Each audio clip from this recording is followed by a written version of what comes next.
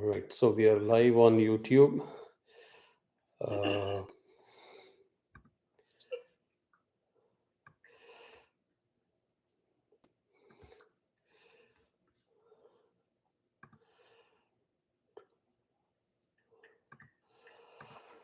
So, how many of you attended the last class, and how many of you remember what was discussed? We attended the audio. Okay. So, how many of you remember what was discussed?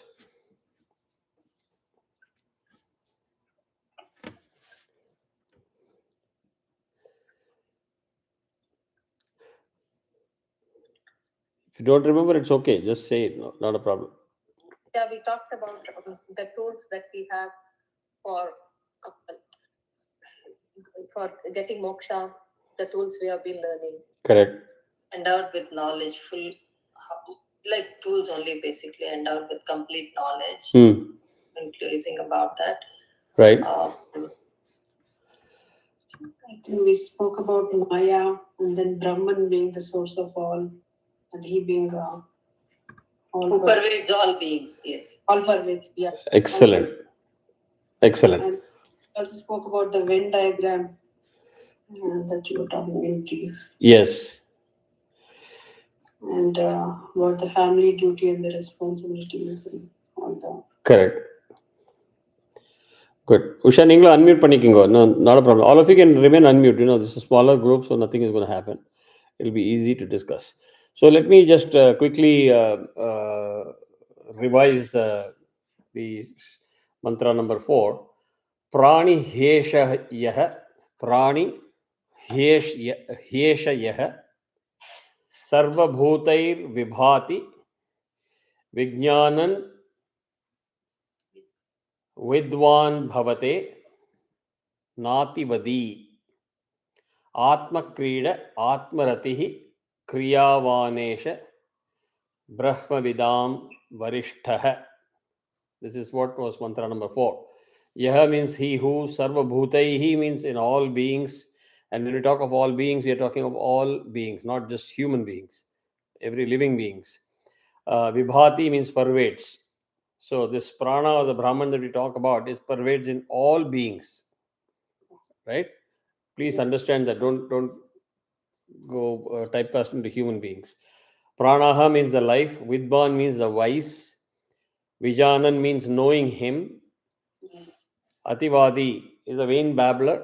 And Eshaha, this Atma Kridaha, reveling in the self. Atma Ratihi, satisfied with the self. Kriyavan, the performer of devotional practices. Brahmavidam, of the knowers of the self. Varishtaha means foremost. So, in short, it says he is the prana that pervades all beings. Knowing him means the Brahman or the self. The wise one does not become a vain babbler. Means anybody who is learned, anybody who is educated, anybody who has knowledge of the Brahman, then stops talking about some idly-piddly things, right? You don't talk about. I went to a movie. I had a great fun. This team won the basketball match. You don't start wasting your time in such. Everything will seem trivial, and you don't start wasting your time on those trivial matters. You will be talking about the Atman or the Brahman all the time, and focus on realizing the self more and more. So this person that has that knowledge, the upper level knowledge that we talked about when we talked the lower level and upper level knowledge, revels in the self. Means so excited and so much in a state of bliss that this person doesn't talk about anything else other than Brahman. That's a laser focus. That person is also satisfied with the self. When we talk of self-realization, that person is satisfied with the self because he has realized what that self is, and then free from all the cobwebs of Maya, all the cobwebs of desires and greed and the whole cycle that keeps us binding. He keeps talking about the self and not about the endowment of all devotional practices. For example, if tomorrow I reach the state of self-realization and I realize that this is all Maya, I'm talking of actual realization, not just theoretical knowledge, then I won't be talking about, oh, we performed the Shatachandi there, Sahasrachandi there, we performed Rudravishekam there. You're not going to be reveling in all those devotional practices, because you know everything is beyond that devotional practices. And the person will automatically know that he's one of the few who has realized the self and has the foremost knowledge about that self. So you will start seeing the distinction between you and the mortal human beings that are so attached into the day-to-day materialistic world and caught into the cobweb of Maya. Right? Did I go too fast, or you want me to repeat any of these things? That's fine. Okay. The thing is, as you said, at certain point, I think you're making a reference to whatever we are discussing here of a particular person who will reach a certain level beyond which he starts understanding that, okay, other things are Maya and Correct. Trivial, right? Yes. Okay. Yes. So you have to reach that. One has to reach that stage first to get to that point. Till there, you have to still do a lot of practices and sadhana to get there. That's what I'm coming into that detail now. Okay. So there, at our level right now, we understand the tools. We just have to have the faith and belief in the tools and start putting those tools one by one together. So if you have a toolkit, in the toolkit you have a plier, you have a screwdriver, you have a spanner, you use all the tools, and with full faith that you keep doing what you're asked to do, you will reach that goal. So that belief. So obviously in that whole thing, we talk about the concept of Guru and Guru Parampara and knowledge flowing through the Guru, right? Which is the foundation of our system. So I'm going to just open up your mind to a little bit more things. And when I say this, I said this in the morning also. And in case I forget something what I've said in the morning, you are free to see the morning video too. Some may be repetitive thing because I'm repeating the same thing here, but there could be some example that it would have struck me at that time, which I might forget in the evening class. So occasionally you can do a check of the morning class as well. So here I want to open up your mind on a few topics. When we, especially mantra number 4 is very, very relevant to us, because what is the common thing that we suffer from? Let's say we religiously attend all the Wednesday class, right? So in 1 hour you dedicate it. I don't think anybody is looking at what have I kept in the kitchen, and is there anything that I've kept on the stove that I need to turn the gas off, or is anybody knocking on the door? You're not worried about those things. You're totally focused on the class. But still, what would you list as a sort of a challenge or a drawback that we all have after the class is over? Most of the time, it's not like, even if you really want to go back and reflect and go back to the video to do a revision, most of the time it's not possible, even though you keep thinking about it. It's there in the back of the mind. Fair enough. There, but it's difficult to go back to see the video, even though you really want to see it. Sometimes I think once or twice I have been able to do it. Yeah, yes, true, Kumar. That is while you are teaching the class, we like to we want to follow whatever you are saying. Right. Then after next moment we have like a tons of work in our hand. Thank you so much. Thank you so much. So that is the video. Even in the class, we may be present here, but the mind is wandering somewhere else. Yes. So that is precisely why I brought it up. So now, at least for the next 5 minutes, don't let it wander. Because you have to understand this to know what you should not do. Right? So here, first and the foremost that you need to understand is, in order for you to say, I have reached that state where I'm the knower of the self and the knowledge of the Brahman, etc., the keyword that I've always hammered again and again is realization, not experience. Right? I'm just talking in terms of keywords so that it doesn't become long winding sentences going round and round. Keyword is realization. That is when you're talking about I understand the self. Right? That is why you call self-realization is you become a yogi. So you track it down in the reverse fashion. You need to have 1,000 sunlight. You need to have traversed through the forest to even enter that journey. Correct? Going backwards, you have knowledge and experience, which comes through the play of all the impressions gathered through the five senses.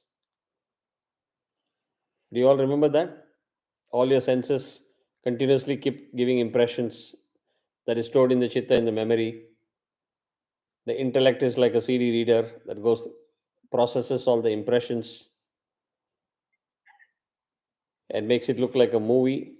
And when you attach the ahankara, the I, it becomes your personal experience. And this whole world is dependent on show me, see me, I want to touch it, feel it, only then I will believe it. Correct? So, this has to go for you to talk of, I know the self, I know myself, I know I've done self realization, I've achieved self realization. This has to go. This component of five indriyas based input in life has to go.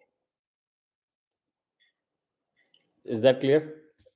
No, when you say it has to go, what do you mean? You mean to You say that free yourself from the bondage of, I need to see it to believe it. I need to Oh, hear it to okay. believe it.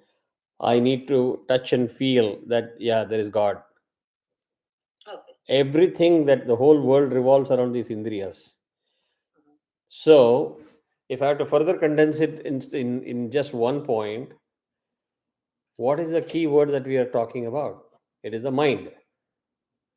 Yes. Correct? Five indriyas are there, impressions are there, intellect is there, all is fine. But they are all impacting what? They are all impacting the mind. So here we are talking about developing tools and practicing doing sadhana that will help you in controlling the mind. When you control the mind, then let's say that your eyes see a good movie in front of you, but you have control over your mind, you are not going to be dancing around to the tune of what your eyes see. Because that input through the eyes is not going to trigger the mind to say, okay, I will drop everything and watch the movie. Am I making it very clear now? Is it something that you can visualize that a human can do it? Yes. Whether it is tough, easy, we'll talk separately. But is it doable? Yes. It is doable. You see a sweet, it triggers all those, nakala jalam urradu in Tamil, they say, right? You can control your mind and that process will stop. You won't have the tendency or the addiction to eat that sweet. You won't be tempted. Right? So, in all of this, the key factor is controlling the mind. So, one who realizes the Supreme Being as one's own self ceases from this natural sense functions that does this automatic job of, I see it, I hear it, I touch it, and that triggers my mind, and my mind goes haywire and all over the place, and I'm not able to do what I'm supposed to do. Correct? So you can start practicing that in the class itself. Partition your mind, saying that let the whole world go in the direction it wants to go. This 1 hour is my time. I'm going to learn. I'm going to absorb whatever I learn, and I'm going to find ways and means by which I can practice that. Yes. So, how to control the mind is to control the mind first. Start simple, it'll act like a trigger and expand, and your ability to do that mind control will increase exponentially, right? So, first and the foremost, indriyangal input will not be impacted, and you became totally disconnected with the bondings from those indriyas, the impact of the indriyas. Then, when you already start knowing that there is a higher power, there's a self within you, and you believe in the sense of non-duality, which means you don't say me and God separate. God is within you. That is the jivatma, that is the prana that you're talking about. You start connecting with that prana, the jiva that is inside you, and you believe that this jivatma and the paramatma are not different. You are an ansh of that. Then I don't see myself different from you. You can't see different from the other person in the screen now. You don't see a difference from the other people that is in your home. You believe that everything is a jiva of that paramatma. You bridge that gap between me and God by believing in the principle of non-duality. Correct? Yes, no? So, so this is where you're saying to get to that point, we have to use these tools, right? Different tools. Use the tools. It is like, if you want to go to some destination, what do you do? Let's say you're sitting in your car, you want to go to a place. What do you do? First, you must know the address of the place where you want to go. Mhm. You input it. into your GPS. Input is like memorize it, right? Let's translate it. And then you follow the directions that the GPS tells you. And what do? You follow it means what? You use all the tools at your disposal.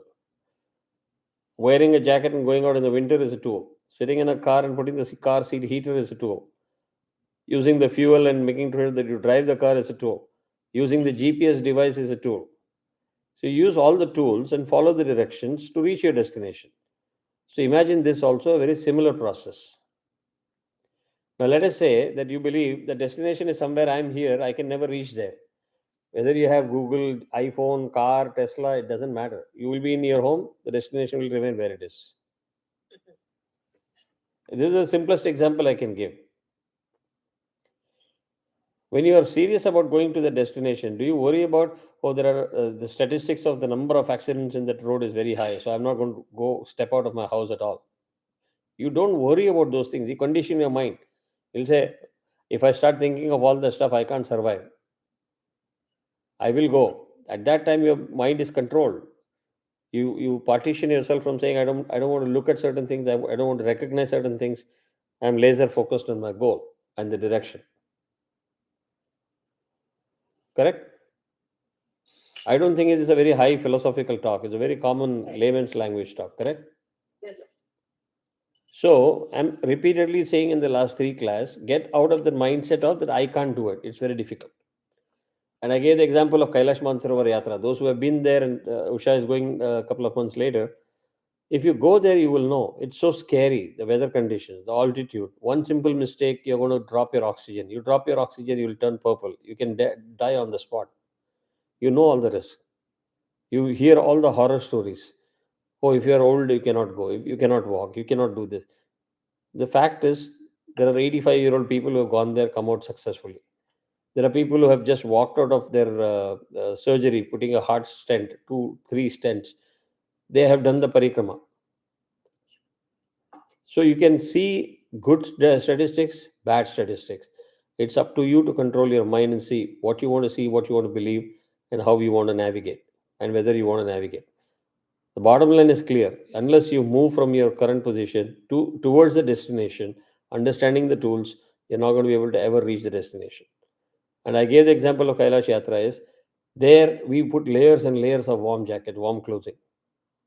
4 layers of socks, a thick shoe, jackets after jackets. But you will see, they will show you in those mountains in the Himalayas where it is all snowy, chilly, 18,000 feet, 20,000 feet height. In those small caves, there are people living there, starving for months. They are doing the sadhana. How do they do it? Bare body. So, if you can't believe it by somebody telling you, saying that, oh, it's all too good to be true, you have to go and see it. Those are the only way you can embark on the journey, right? So here, coming back to this, understand the simple thing. The whole process that I've explained, senses control the mind, senses impact the mind. Controlling the mind is the first key step towards realizing the self, right? So here you also have to understand you are in the materialistic world. There is a barrier called Maya that is holding you back. It is acting like a dark shield or a wall, and you don't know what is on the other side. And somebody tells you on the other side is the self, the Brahman. What is the characteristic of Brahman? Untainted, infinite, no characteristic, no attributes, pure, right? You have to just believe it that on the other side of the Maya, the wall, the dark wall, is all this that exists. And you have to transcend from this zone to the other zone. Transcendation is not a physical movement of the body, physical body. It's mind. You have to port your mind. Got it? Okay. Okay. So when you understand the concept of non-duality, when you understand that the bindings are all happening because of your ability to judge things. At every time when you say judge, she's fairer than me, that person is richer than me, they have iPhone 15, I have got iPhone 12, so they must be better off. They have a Tesla, I have a Corolla. This comparison, the objective relativity that you keep keeping yourself busy with from your childhood all the way up to when you are about to die is what is causing you get caught into this web of Maya. So you throw that relativity out, comparison out, judgment out. These are all simple tools in addition to the japam, abhishekam, archana, etc., for you to say, okay, now I know what I am talking about. And whatever I'm talking is not theory, it is practice, it is possible. We don't have to wait till we are ready to go to the Himalayas. We can go to kindergarten, one elementary school, and practice and do stuff and reach some level. Right? Am I making sense? Okay. Yes. So, what is the difference between happiness and bliss? Happiness is like you can equate it to pleasure, which could be momentary or for some time, but bliss is,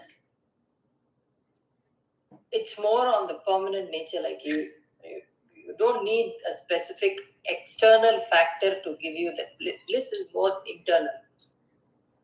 Anybody else wants to add anything? Like bliss means happy means just we watch the movie, we are very happy. But the bliss means if I'm going to the future, I'm going to be see Kailash mountain, Kailash Yatra. If I'm going to see that, I'm going to be seeing in that place. That moment it's going to be bliss for me. Good. What other definition anybody can add?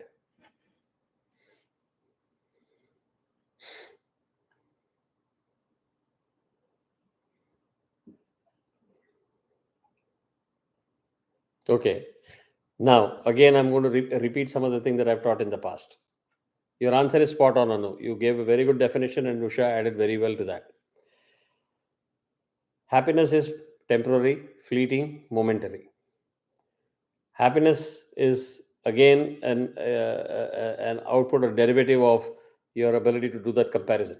Oh yeah, my saree is more expensive than the other lady. You're happy. It doesn't give you bliss. Reason?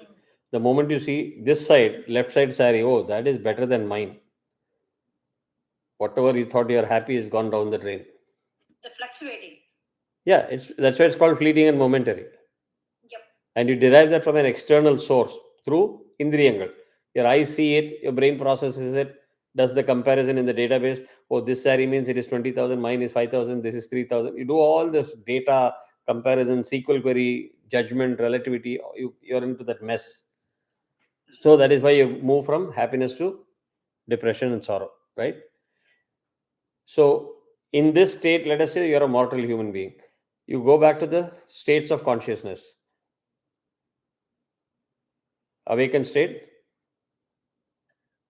Jagrati, Swapna, Sushupti, Sushupti.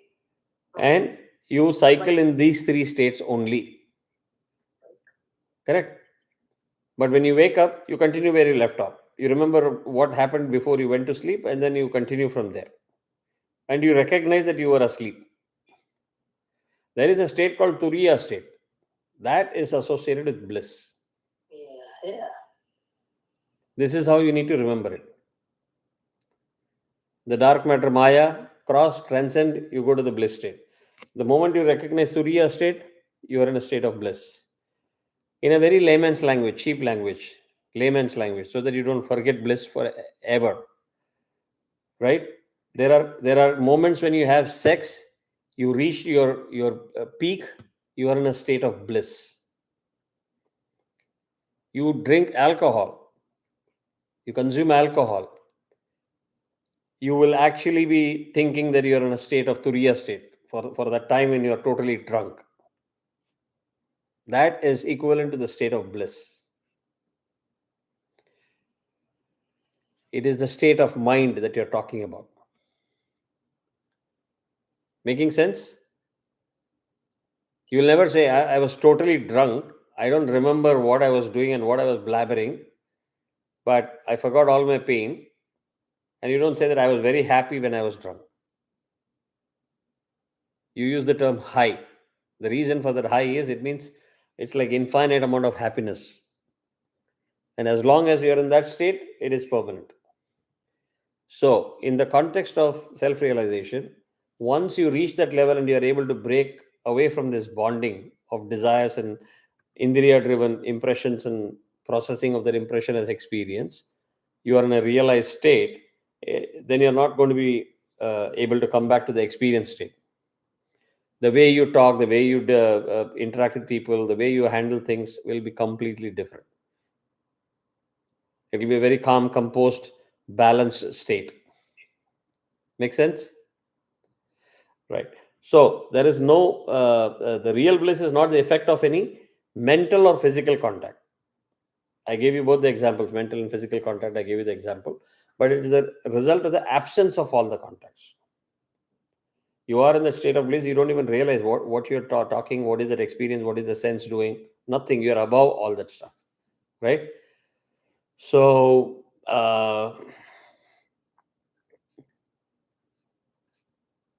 in a sense, what it is being said is that the person who's got the knowledge of self is the person who's not going to be talking in all trivial matters, not waste his time, is rising above all, and is able to get out of all this Maya business. That's the sense of mantra number 4, if you have to summarize it. But it's also now the next mantra, mantra number 5, I want to quickly touch, and then I want to go to the guna part, which I have covered in the morning session also. I want to cover it here. Here, mantra number 5, it says, Satyena labhyas tapasa hesha atma samyak jnanena brahmacharyena nityam. Satyena labhyas tapasa hesha atma samyak jnanena brahmacharyena nityam. Antah sharire jyotirmayo hi shubhro yam pashyanti yatayah kshina doshaha. Antah sharire jyotirmayo hi shubhro yam pashyanti yatayah kshina doshaha. Jyotirmaya means resplendent, shining, bright. Shubhraha is pure. Atma, it's talking about the Atman. Antah sharire, within this body or within the mind. Vartate means exists. Yam, whom. Cha, and.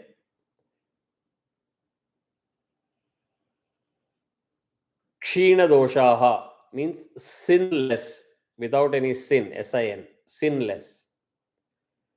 Yatayaha, reference to the sannyasins, the men of self-restraint. Pashyanti, see. Eshaha, this. Atman, this means referencing the Atman. Satyena, the truthfulness. Tapasa, by the practice of concentration. Samyak jnanena, by true knowledge. Nityam, constant. Brahmacharyena, by continence. Labhyaha is attained. Right? I went a little fast. In case you missed something, you can replay the video and take notes. Otherwise, I'll try and repeat it in the next class too. So what this mantra says is, the resplendent pure Atman, that is bright like gold, right? That is what we learned in the last class, whom the sinless sannyasins realize as residing within the body, can be attained by the following factors. Truthfulness. Be truthful. Have self-concentration. The focus and concentration that you talk about. True knowledge. And most importantly, unbroken continence, brahmacharyam. Brahmacharyam or continence means you're living a very disciplined life. For example, when boys were sent to Veda Patashala, parents used to say, don't look at girls, don't think of girls, ignore that there are girls in this planet. It's because that laser focus is required, 100% is required to learn Vedas and acquire that knowledge and graduate first before getting into Grihasthashrama. Right? Same way, unbroken continence. I can give example which I gave in the morning. If you decide that you're fat, overweight, and you say, oh, now I'm going to go to the gym. You sign up put the membership fee for 1 year, 2 year, because you believe that is going to be your inspiration to regularly go to the gym and work out. As long as you work out, everything works fine. Moment you take a vacation for a week or 1 month, you come back, that continuity is broken, you're back to putting on weight. This kind of a behavior or discipline is not going to help, not going to take you to the destination. Same example of highway, you keep taking every exit and rest area, you'll never reach the destination. You have to have the discipline of driving in your lane, go straight, go in the direction that you're supposed to, don't make U-turn and left turn and right turn. Then you will reach your destination.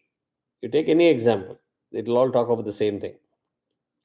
So here, that unbroken continence is important. Truthfulness in your speech, thought, and deed. So if you are honest enough to say that yes, we don't get time, we're not able to go and review the video, that there is truthfulness in that. There is no need to hide or tell a lie to impress somebody. So that essence of you can't keep telling truth all the time. Why either it is 0 or 100? Keep talking truthfulness and practice it truthfulness to the extent you can, and keep increasing the percentage. Right? Second is self-concentration, is by withdrawing all the senses and mind from the external objects and focusing upon the Atman. So when you do the mudra, and I have taught many people how to do the mudra like this and sit cross-legged, you do the focus and concentration, right? And you have to practice it. It doesn't come, oh no, day after tomorrow I'm going to concentrate. It doesn't come on its own. You close your eyes, you'll think of every negative thing that you can think of, it will come to your mind. It takes practice, it takes effort, consistent effort, day after day. And what you gained yesterday, you increase it today. Same thing I teach about pranayama. If you do 142, try to do 286, 284, 312, 6. Increase it, the ratio. And you can do that provided you do it on a consistent basis. Likewise, going to the gym. When you start with 5 pounds, if you go every day, slowly that will become light. You'll pick up the 10-pound dumbbell. You do the 10-pound regularly, you can pick 15. And you can go up to something like where people pick 55-pound dumbbell on each hand. You can also do it. But for that, you need to be maintaining their consistent discipline and regular practice. And where here, self-concentration is very, very important. That you are the only person that can do it. Somebody else cannot come and do the concentration for you.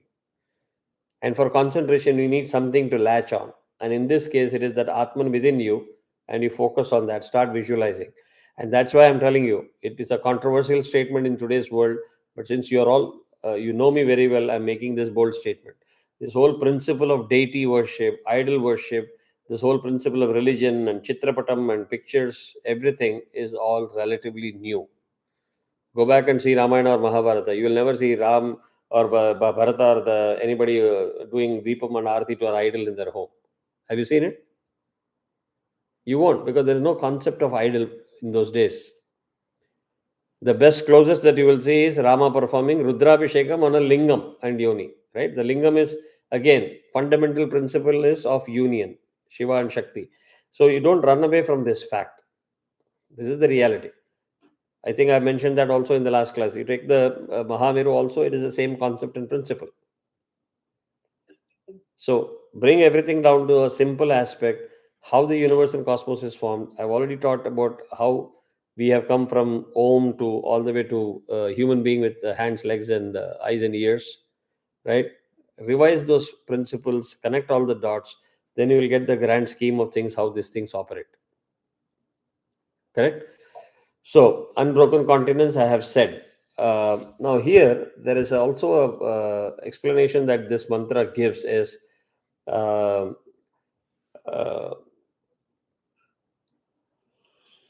if you have an object, if you there is something there that you don't know it is there, what is critically required for you to know that that object is there?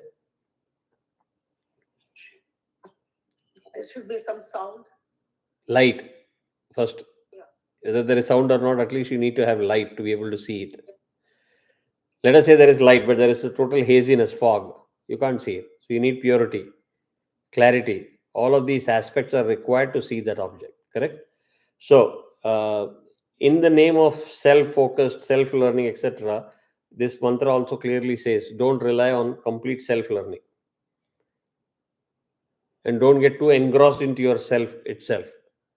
Oh, I know Atman, I have connected and I am a realized soul. There are many people in this world that want to say that they're realized souls.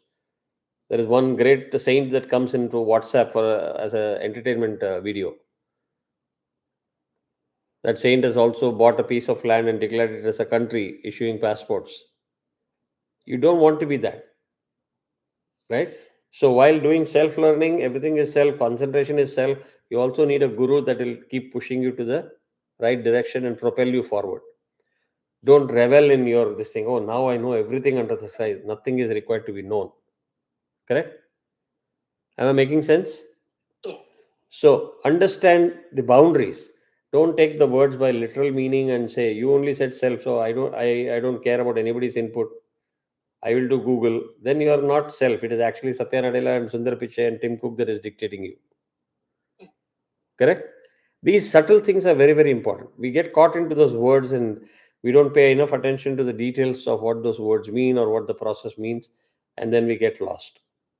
Here, we need clarity, we need focus, concentration, deeper and deeper understanding, continuous, unbroken continence and practice, and leveraging upon what you learned yesterday for today and tomorrow and take it forward, right? So I know I'm missing a certain this thing, but I will pick up for you in the next class. So far, so good, or am I going too fast? It's good, fine. Okay. So I won't take this into this class, and if I don't complete it, we will complete it in the next class. We talked about three gunas. How many of you remember what we learned? Sattva-guna, Rajas-guna, Tamas. Tamasa. Correct. What more do you know? This is the rapid fire session. That is the fundamental aspect of anything in the universe. Super.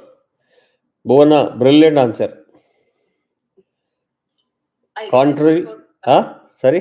I revised before the class. Good. See, that's all it is required, right?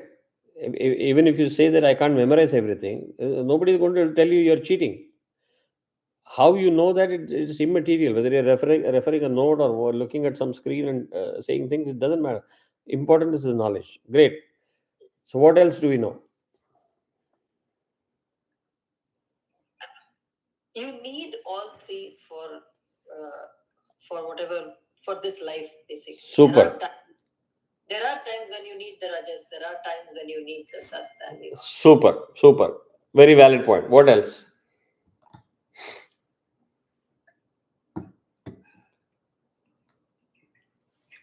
Fine. So, can I go and expand and do a revision of what was taught earlier? Okay. Good. So, let us first start with the Brahman. Brahman is what? The eternal conscious existence. There is something that is permanent, there is something that is infinite, that is in your body. That is a Brahman. Correct? You start from that point. Then, Source of all. Source of? All. Correct. There was nothing that existed before the Brahman. It's not a cause or effect of something else. It is the source. Right? So, in Brahman itself, there exists the principle of Maya. Right? And the principle of Maya, or what we call as the causal matter. Here you can take notes quickly. Causal matter, otherwise you're going to get lost. The causal matter is also called as Moola Ajnanam, Moola Avidya, and Moola Prakriti. We talked about it 3 or 4 classes before. So, causal matter is not a material substance as we conceive of matter. There is a slight contradiction here that you need to understand the subtle difference in the definition. Matter means we always think it is physical. Here, when we talk of causal matter, it is not a material substance, but a subtle agent by which Brahman is seemingly conditioned. Causal matter is a subtle agent, or Maya is that subtle agent, that invisible thing that puts a net around you, puts a net of darkness around you, or shields you, blocks you, whatever you want to use. Right? It is the seemingly conditioned Brahman, and the manifest universe is brought into being in its causal, subtle, and gross aspects. The three sharira that we talk about, this whole understanding of these three layers, etc., is the effect of the conditioning effect of the Maya on the Brahman. Manasalayo? Yes, no? No, I'm a little confused here. You're saying, okay, you're saying that these three gunas are responsible at different points, which may kind of blur the Brahman. Are you saying that? I'm not talking of the three gunas yet. I started with the Brahman. I said Maya is a causal matter, not a physical material substance. Okay. Maya has the conditioning effect on the Brahman to make you believe that there are three layers. Yes, yes. Okay. So, also, Brahman is that conscious principle, right?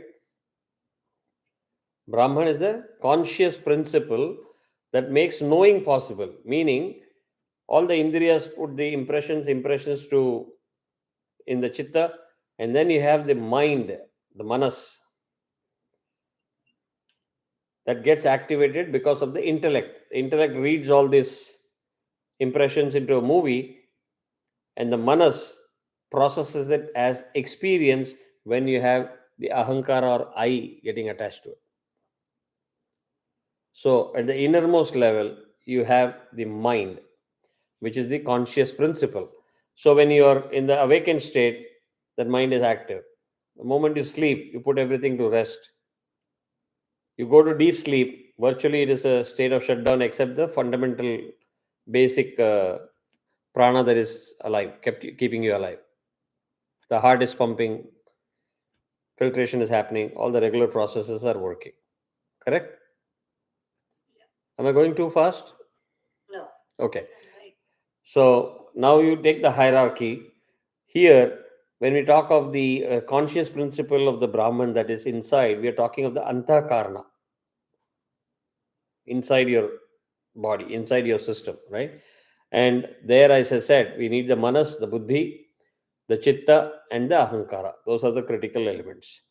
Now, similarly, Maya, which is an inert matter, which is not a physical matter, is the principle of ignorance, ajnana, mula ajnana, from the standpoint of the individual, from your standpoint, because it prevents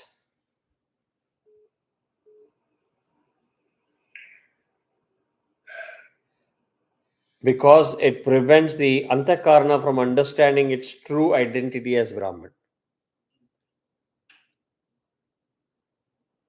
Yes, no? Yes. Anu is not sure. No, I'll get it. I'm still processing it.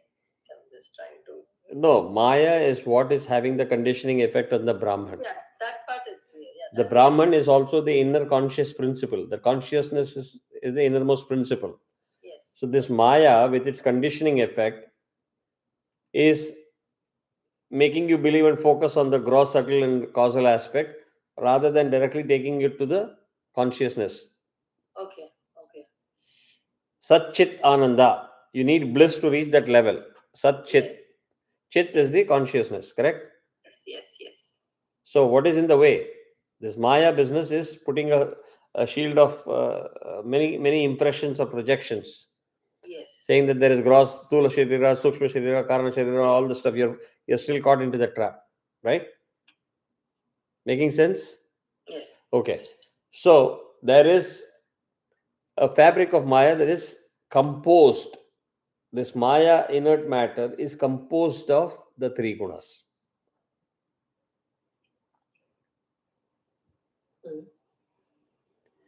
All this time we are talking of Maya as something. Now Maya, you break it down into three gunas. What are those three gunas? They are the Sattva, Rajas, and Tamas. And yes. Right. Now, the gunas are actually the subtlest.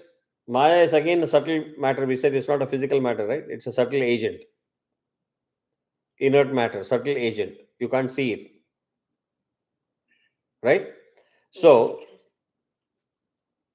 are you with me or Okay. Yeah. Yeah, Okay. yeah. So every aspect of the manifest universe has got these three gunas. So let us now get into the details of the three gunas. Sattva guna, pay attention here, very, very important. Sattva guna is the nature of light, clarity, purity, insight, knowledge. Mula jnana can be countered with jnana, so knowledge, intelligence, then inspiration, peace, shanti. That is why you say shanti, shanti, shanti. Contentment. You're happy with what you got. Don't greed for more. Order means one discipline. You do everything in a very disciplined fashion. There's no chaos all over the place. You're not running around like a chicken without a head, right? Then beauty, and its essential power is that of revelation. Just a few minutes ago, we said you throw light on an object, you know what that object is. That object reveals itself when there is light thrown on it. So, in a very, very gross sense, if you want to understand, imagine that Brahman is an object that is hidden by Maya or due to lack of knowledge.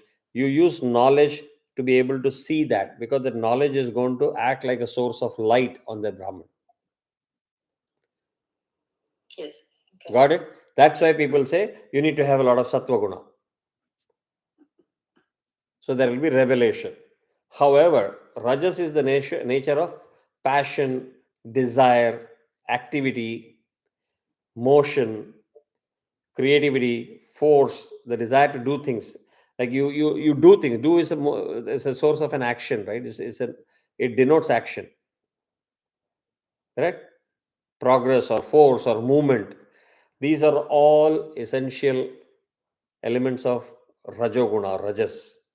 And here, the main power is of projection. You project what you have. Third one, tamoguna, is the nature of density or heaviness, groundedness, solidity, practicality or dullness, apathy or laziness or ignorance. I don't care, cool man, chill. I don't want to take anything. I'm relaxing, having fun. காலை தூக்கி போட்டு இந்த பீச்சில் உட்காந்து பார்த்துட்டு இருக்கலாம், இல்லை TV பார்த்துட்டு உட்காந்துருக்கலாம். All of those aspects, everything that is like grounded, you're feeling heavy, you're already a bloated figure, you don't want to even move. All of these things you can quote associate with tamoguna. And here, all of this results in the essential power of concealment. That's why you will see people who are dull, uninspired, depressed, have got no desire to do anything, will say, I don't know, I don't know. It's very easy to hear that sound. I don't know, I don't know. Correct? So I will say that while it is being fed into us that one is good and the other is bad, so you have to eliminate this guna and just have the good guna, that is absolutely inappropriate definition of the gunas or understanding of gunas. You will have all the three. You need all the three. And if I make this statement, what is the key word that we need to understand? And with that, I'll close in this class. The call is going to end in 2 minutes. You have 1 minute to answer. Contrary to what we are told, you should not have this guna, you should have only this guna. Focus on this. This is good, this is bad. You have to unlearn that. All the three gunas are going to be there. Within each guna, I will talk about in the next class what are the more mutually referenceable components. But you can't say, I don't want this, I want only this. It is like I will only eat sweet. I won't have any karam or spice in my food. It doesn't make sense. It's going to be poison. You can't say, I will have only karam, no sweet. You can't have that in life at all. So you have happiness, you have sorrow. You have hot, you have cold. Likewise, these gunas are going to be there. So the key word there is we have to balance it. Balance. Yeah. Everything. Please use that as a takeaway from this class. Don't forget it when I ask you. Under a minute, you're going to get cut off. I hope this class was useful. Remember that word, balance, balance, balance. Samam, samam. That is the whole effort of saying, how do I do this? Got it? Got Cherry. We'll talk later on more. Namaskar. Bye. Good night.